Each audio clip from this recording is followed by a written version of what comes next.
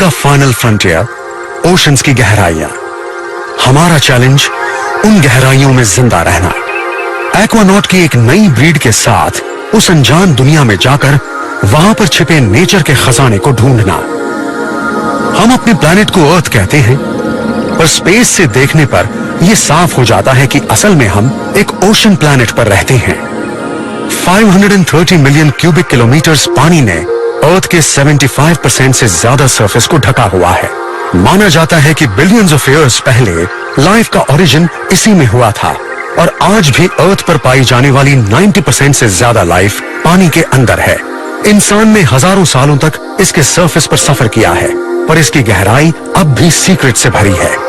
हम एक बहुत बड़े इनर एटमॉस्फेयर के बारे में बात कर रहे हैं जो इस प्लैनेट के चारों तरफ है, और इस बारे में हम बहुत कम जानते हैं। डीप ओशन पर कम और मून पर ज्यादा फुटप्रिंट्स हैं। एक वक्त था जब हमारा पूरा ध्यान स्पेस ट्रैवल पर था, पर अब हम इनर स्पेस की मिस्ट्रीज के बारे में भी सोचने लगे हैं।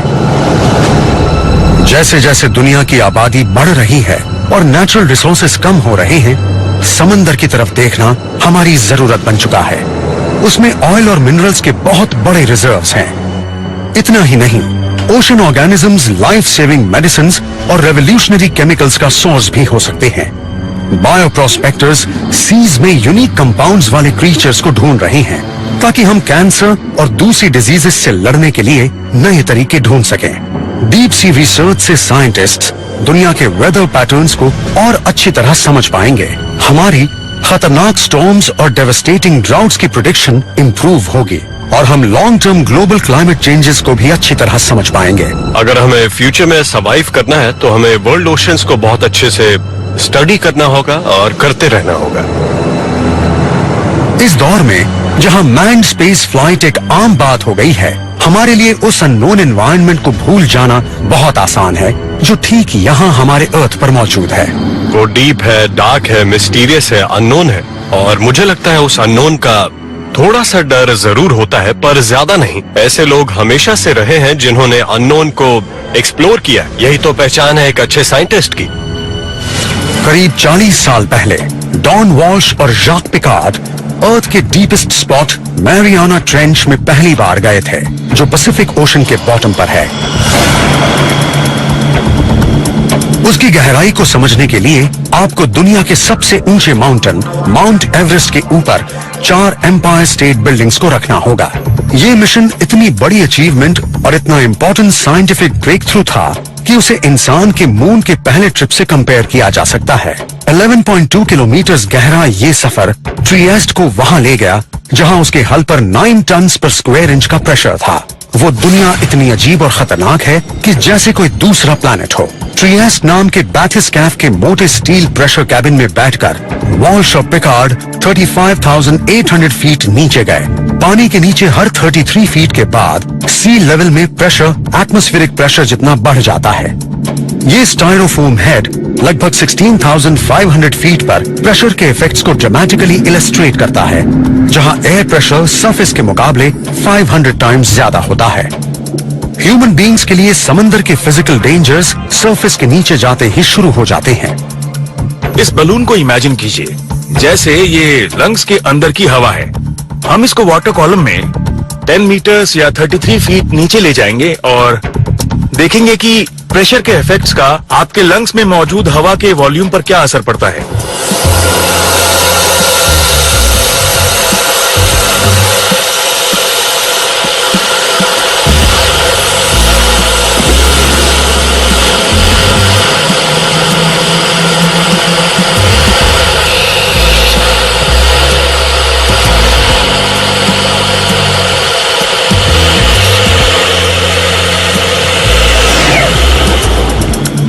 जैसा इस डेमोन्स्ट्रेशन ने प्रूव किया कि वाटर कॉलम में सिर्फ 33 फीट नीचे जाने से उस गैस पर कितना असर पड़ता है जो एक डाइवर ब्रीथ करता है।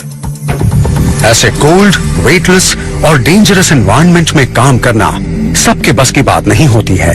इसीलिए स्पेस में जाने वाले एस्ट्रोनॉट्स को भी पहले अंडर वाटर ट्रेनिंग दी जाती है। सी के खजाने में मौजूद सब चीजों में वो ब्लैक गोल्ड की तलाश है जिसने इंसान को अपनी हदें पार करने पर मजबूर किया है। Yeah, I'm ready. Go ahead. Industrial world की ऑयल की तलाश में डाइवर्स को हर रोज गहराई के फिजिकल चैलेंजेस को फेस करना पड़ता है। गल्फ ऑफ मैक्सिको में ऐसे ऑयल फील्ड डाइवर्स 1000 फीट की डेप्थ में काम करते हैं। आज इन्हें लगभग 200 फीट की गहराई में ऑयल प्लेटफॉर्म के अंडर वाटर सपोर्ट स्ट्रक्चर्स को इंस्पेक्ट करना है।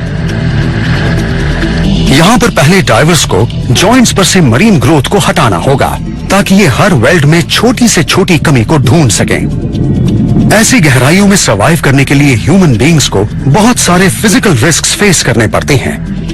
जैसे जैसे हम और गहराई में जाते हैं, हमारे लंग्स में मौजूद गैस और डेंस होती जाती है, जिससे सांस लेना मुश्किल हो जाता है। फाइनली वही ऑक्सीजन जो हमारे लंग्स को चाहिए टॉक्सिक हो जाती है, जिससे कन्वर्जन्स हो सकते हैं, यहाँ तक कि मौत भी। You ready, Chris?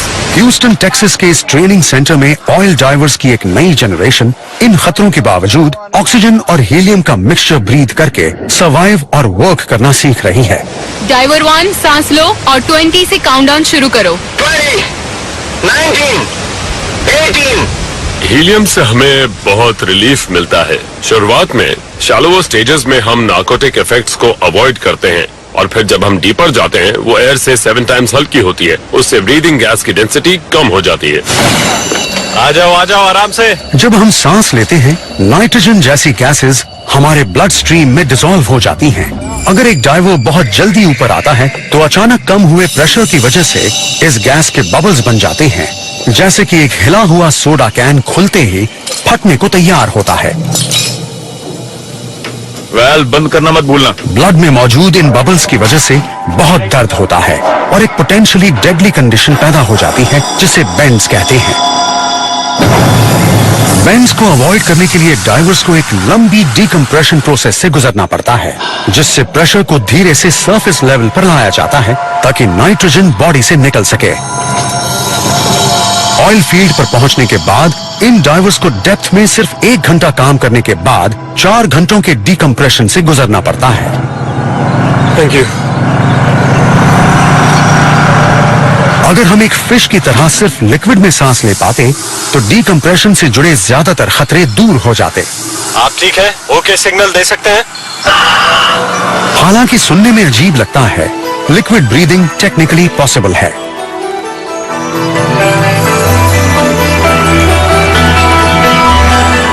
करीब 30 साल पहले यूनिवर्सिटी ऑफ न्यूयॉर्क के रिसर्चर्स ने यह प्रूव किया कि एयर ब्रीदिंग मैमल्स के लिए परफ्लूब्रन कहे जाने वाले एक ऑक्सीजन सैचुरेटेड लिक्विड में सर्वाइव करना पॉसिबल है।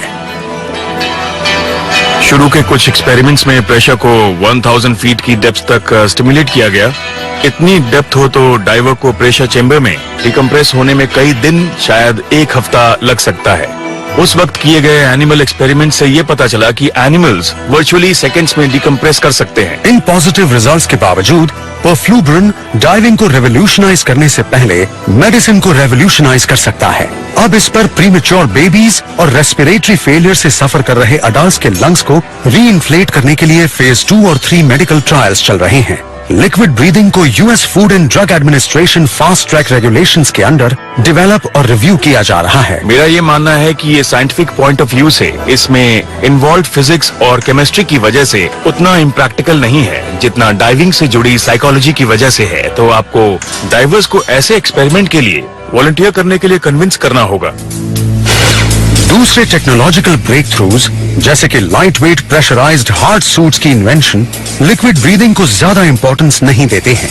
इस सूट के अंदर डाइवर 1400 फीट की मैक्सिमम डेप्थ तक सरफेस प्रेशर पर एयर ब्रीथ करता है। इसका मतलब डाइवर डिकम्प्रेस हुए बिना किसी भी वक्त सरफेस पर वापस आ सकता है।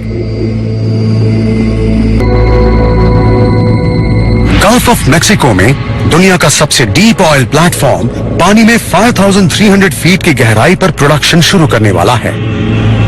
अब 7000 फीट से भी ज्यादा डेप्थ्स में, यानी डाइवर्स की पहुंच से भी नीचे, नए ऑयल फील्ड्स को ढूंढा जा रहा है। अब रिमोटली ऑपरेटेड व्हीकल्स या ROVs की एक नई जनरेशन की वजह से ऐसी डेप्थ्स में ड्रिलिंग पॉसिबल है। ये मैसिव क्रेन बार्ज वो हाई टेंशन लेग्स बना रहा है जो ऑयल प्लेटफॉर्म को सी फ्लोर से 3,200 फीट ऊपर सपोर्ट देंगे। हर एक लेग ऐसे 14 मैसिव टेंडन्स को ज्वाइन करना होगा। इस वक्त हम कंप्लीट हो चुके टेंडेंस को इंस्पेक्ट कर रहे हैं। इस वक्त हम पानी में अबाउट 3,000 फीट नीचे हैं। आरओवी अपने सोफिस्टिकेटेड मैनिपुलेटर्स को यूज करके इंसान को उस दुनिया में पहुंचा देता है जहां वो फिजिकली नहीं पहुंच सकता है। अपनी बहुत सारी लाइट्स, कैमरास और सोनार के साथ एक आरओवी कहीं ज्यादा डेप्थ्स में अनलिमिटेड बॉटम टाइम के साथ और ह्यूमन इंजरी या डेथ के बिना वो सारे काम कर सकते हैं जो एक डाइवर करता है।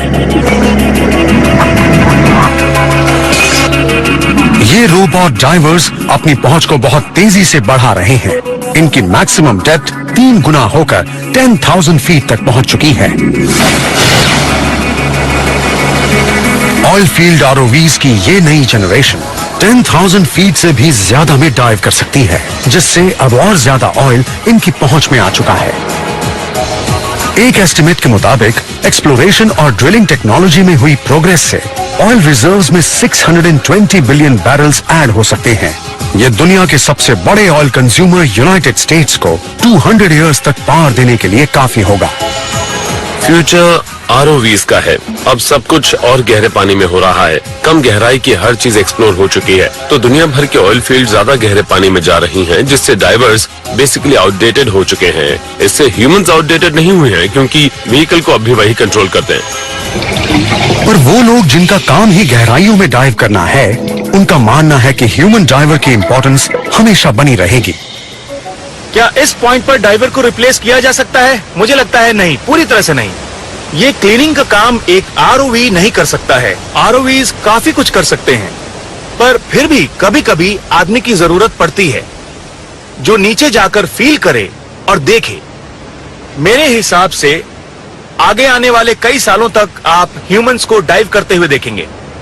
रोबोट डाइवर्स के कुछ यूनिक एडवांटेजेस होते हैं। उन्हें बनाना मैन सबमर्सिबल्स को बनाने से सस्ता और आसान होता है, क्योंकि उनमें ह्यूमन पैसेंजर्स को ओशन डेप्थ्स के कुचलने वाले प्रेशर से बचाने के लिए प्रेशर हल बनाने की जरूरत नहीं होती है। इस प्रेशर चेंबर को जापान का marine science and technology centre यानी जेम्सटेक ऑपरेट करता है। ये बहुत गहरे समंदर के इमेंस प्रेशर्स को बहुत आसानी से रिक्रिएट कर सकता है। 8,500 फीट पर बहुत ज्यादा फोर्स ने इन मैसिव हॉलो स्टील स्फीयर्स को क्रश कर दिया, जिससे इनके 2 इंच मोटे शेल्स फट गए। जेम्सटेक के शिनकाई 6500 जैसे डीप डाइविंग सबमर्सिबल्स को बनाने के लिए बहुत टफ प्रेशर टेस्टिंग जरूरी होती है। अपने मोटे टाइटेनियम हल के साथ शिनकाई 6500 उससे 2 गुना प्रेशर झेल सकता है, जिसने स्टील बॉल्स को क्रश कर दिया था। शिनकाई 6,500 मीटर्स यानी 21,000 फीट से भी ज्यादा नीचे पहुंच सकता है और इसलिए दुनिया का डीपेस्ट डाइविंग मैन्ड सबमर्सिबल बन गया है। इसके कंपैरिजन में मॉडर्न मिलिट्री सबमरीन्स मुश्किल से 2,600 फीट की गहराई तक जाती हैं, जहां पर प्रेशर सिर्फ 90 एटमॉस्फेयर्स होता है। पर यहां तक कि शिनकाई भी डीप ओशन में नए लाइफ फॉर्म्स को ढूंढता हुआ अपनी लिमिट पुश कर रहा है। जेम्सटेक के साइंटिस्ट्स कॉन्फिडेंट हैं कि वो हाई प्रेशर में सरवाइव करने वाले क्रीचर्स को स्टडी करके कुछ रेवोल्यूशनरी नए केमिकल्स और लाइफ सेविंग मेडिसिन्स डेवलप कर सकेंगे। कुछ दूसरे क्रीचर्स से ओशन की डेंजरस डेप्थ्स में सर्वाइवल से जुड़े इंपॉर्टेंट सीक्रेट्स सामने आ सकते हैं। ये एक हाइपोडर्मिक वेंट है। सी के सरफेस से हजारों फीट नीचे इस अंडर वाटर गाइजर से सुपर हीटेड वाटर निकल रहा है, जिसमें बहुत सारे मिनरल्स डिसॉल्व्ड हैं। साइंटिस्ट्स हैरान रह गए जब उन्होंने देखा इन अंडर वाटर गाइजर्स में बहुत सारी लाइफ है। यहाँ पर ट्यूब वर्म्स और क्लैम्स की कॉलोनीज हैं जो सनलाइट या एविडेंट फूड सप्लाई के बिना सर्वाइव कर रहे हैं। हम जानते हैं कि ये सिंपल क्रीचर्स एक्चुअली पानी में डिसॉल्व्ड सल्फर कंपाउंड्स पर जीते हैं, जो कि वैसे ज्यादातर लाइफ फॉर्म्स के लिए जहर होता है। इनके सर्वाइवल का सीक्रेट वो बैक्टीरिया है जो इनके अंदर होता है। वो बैक्टीरिया जो सल्फर और ऑक्सीजन को ऐसे ऑर्गेनिक मटेरियल में ब्रेक डाउन कर देता है जिसे ये खा सकते हैं। क्योंकि ये अपनी एनर्जी सनलाइट की जगह केमिकल से लेते हैं, ये बैक्टीरिया अभी तक इसका सबसे स्ट्रॉन्गेस्ट क्लू है कि अर्थ के फर्स्ट ऑर्गेनिजम्स जिंदा कैसे रहे होंगे। डीप सी माइक्रो ऑर्गेनिजम्स की नई स्पीशीज को डिस्कवर करने की कोशिश में जैम्सटेक के साइंटिस्ट्स ने दुनिया का ऐसा अकेला प्रेशर चेंबर डेवलप किया है जिसमें ये टाइनी क्रीचर्स जिंदा रह सकते हैं। डीप सी सेडिमेंट के सैंपल्स को प्रेशराइज्ड कंटेनर्स में सरफेस पर लाया जाता है और इस चेंबर पर रखा जाता है, जो 20,000 फीट से ज्यादा डेप्थ के प्रेशर और टेम्परेचर कंडीशंस को रिक्रिएट कर सकता है। पर यूनिक केमिकल कंपाउंड्स वाले इन सी क्रीचर्स की तलाश सिर्फ डीप सी तक लिमिटेड नहीं है। यहाँ बहामास के रिलेटिवली शैलो पानी में फ्लोरिडा के हार्बर ब्रांच ओशनोग्राफिक इंस्टीट्यूट के रिसर्चर्स ऐसे स्पेसिमेंस कलेक्ट कर रहे हैं जो फार्मास्यूटिकल इंडस्ट्री को यूनिक केमिकल कंपाउंड्स दे सकते हैं। इसके रिवॉर्ड्स बहुत बड़े हो सकते हैं। हर साल लगभग $20 बिलियन फार्मास्यूटिकल रिसर्च पर खर्च किए जाते हैं। मार्केट से आई किसी भी नई ड्रग से मिलियंस ऑफ डॉलर्स जनरेट हो सकते हैं। पानी की गहराई के सीक्रेट्स को जानने के लिए डीप सी एक्सप्लोरर्स की नेक्स्ट जनरेशन को डीप सी सबमर्सिबल्स की नई जनरेशन चाहिए होगी।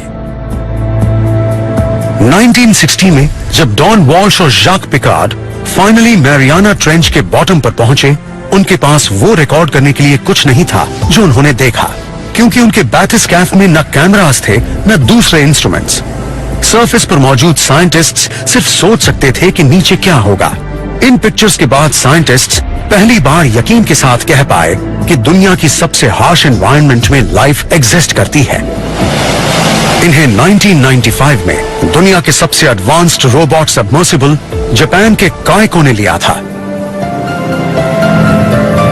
मैरियाना ट्रेंच पर एक बार फिर से पहुंचकर काइको ने जैम्सटेक को डीप सी रिसर्च की फील्ड में सबसे आगे पहुंचा दिया है। ये $50 मिलियन ROV अपने सोफिस्टिकेटेड मैकेनिकल आर्म्स यूज करके डीपेस्ट ओशंस में सेडिमेंट्स के सैंपल्स कलेक्ट कर सकता है और दूसरी रिसर्च टास्क्स परफॉर्म कर सकता है, जबकि इसके वीडियो कैमरास सरफेस पर मौजूद साइंटिस्ट्स को डेप्थ में देखने के लिए एक विंडो प्रोवाइड करते हैं। पर यहां तक कि सबसे सोफिस्टिकेटेड टेक्नोलॉजी भी पानी के नीचे की दुनिया के वंडर्स को अपनी आंखों से देखने की हमारी प्यास नहीं बुझा सकती है। आज तक सिर्फ डॉन वॉल्श और जाक पिकार्ड ही वो दो इंसान हैं जो अर्थ के डीपेस्ट स्पॉट तक पहुंच पाए हैं, लेकिन ये वो रिकॉर्ड है जिससे हमें कोई खुशी नहीं मिलती।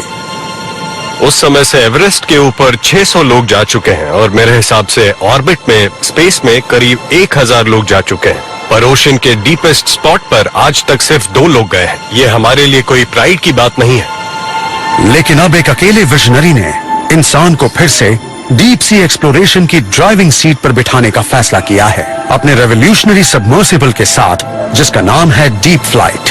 अर्थ के सरफेस से लोएस्ट पॉइंट सिर्फ 11.2 किलोमीटर दूर है और मुझे समझ में नहीं आता कि हम लोग वहां क्यों नहीं जाना चाहते।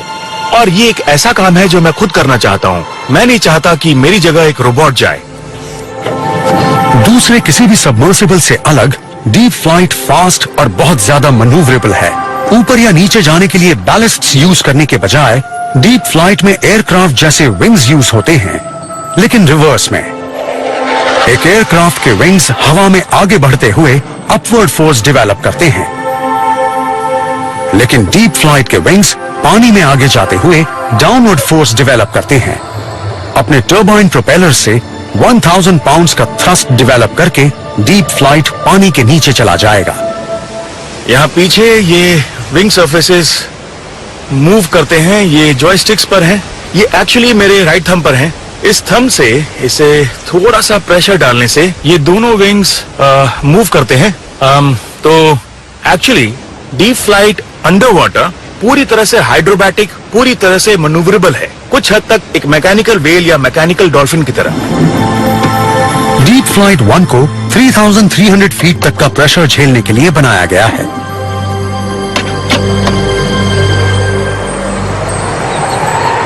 अपने मैरियाना ट्रेंच के बॉटम तक का सफर तय करने के लिए ग्राहम हॉक्स ने एक और क्राफ्ट डिजाइन किया है, डीप फ्लाइट 2। ये क्राफ्ट डीप फ्लाइट 1 का एक बड़ा 2 सीट वर्जन है, पर इसमें एक बड़ा डिफरेंस है।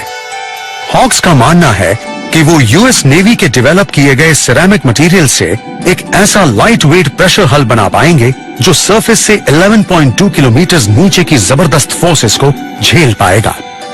अगर हल को छोड़ दें तो डीप फ्लाइट 2 की ज्यादातर टेक्नोलॉजी और सिस्टम्स डीप फ्लाइट 1 में पहले से मौजूद हैं। बाथिस्कैफ ट्रियास्ट को दुनिया के बॉटम तक सिंक करने में 5 घंटों से ज्यादा लग गए थे, पर डीप फ्लाइट को उससे ज्यादा तेजी से नीचे जाने के लिए डिजाइन किया गया है। क्योंकि ये सब्स बहुत छोटे हैं, हमें ह्यूमन इंड्योरेंस को ध्यान में रखना पड़ता है। तो ओशन डेप्थ तक पहुंचने के लिए हम अबाउट 600 फीट पर मिनट से चलते हैं। तो हम ये दूरी 1 घंटे में पूरी करने की कोशिश करेंगे। अगर ग्रैहम हॉक्स अर्थ की सबसे गहरी जगह पर पहुंचने में कामयाब रहे तो वो सिर्फ एक वर्ल्ड रिकॉर्ड नहीं होगा। Coming up, nose up, coming up, sunlight coming in. वाह! ये साबित करके कि डीपेस्ट ओशंस को एक हल्के और ज्यादा सस्ते क्राफ्ट में एक्सप्लोर किया जा सकता है, हो सकता है वो सबमर्सिबल्स के हेनरी फोर्ड बन जाएं और आगे चल के ऐसे दिन आए जिनमें गहराइयों तक सफर करना एक आम बात बन जाए। अर्थ के सबसे हार्श एनवायरनमेंट को एक्सप्लोर करना एक डेंजरस और एक्सपेंसिव काम है। उस अनजान दुनिया में और आगे जाने के लिए हमें अपनी सारी क्रिएटिविटी यूज करनी होगी। हमारी हिस्ट्री बताती है कि हम नई टेरिटरी को एक्सप्लोर करने से पीछे नहीं हटते। ये चैलेंज ह्यूमन माइंड की सबसे बड़ी चाहत को सेटिस्फाई करता है। ये वही चाहत है जो लोगों को सबसे ऊंचे पहाड़ों पर ले जाती है। अब हम भी समंदर पर फूड और ऑयल के लिए डिपेंड करते हैं ताकि हमारी इंडस्ट्रीज चलती रहें। फ्यूचर में समंदर हमारे और काम आने वाला है। वो रेवोल्यूशनरी नए केमिकल्स, लाइफ सेविंग मेडिसिन्स और बहुत से मिनरल्स का एक बड़ा सोर्स होगा। हो सकता है हमारे प्लैनेट की इकोलॉजी के डेलिकेट बैलेंस में समंदर के क्रिटिकल रोल को समझना हमारे सर्वाइवल के लिए सबसे जरूरी साबित हो।